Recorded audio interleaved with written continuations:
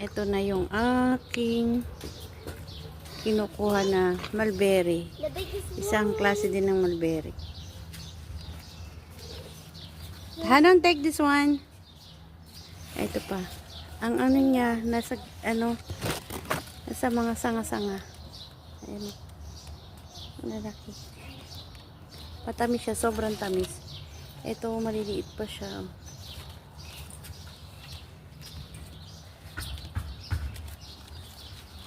Ito pa siya. Ayan. Ganyan siya, parang uod. Ang hirap din makita. Nakaano sa mga gilid ng mga dahon. Ito pa. Ang dami niya, kaso tatago sa mga dahon-dahon. Ayan o. Para siyang uod ba?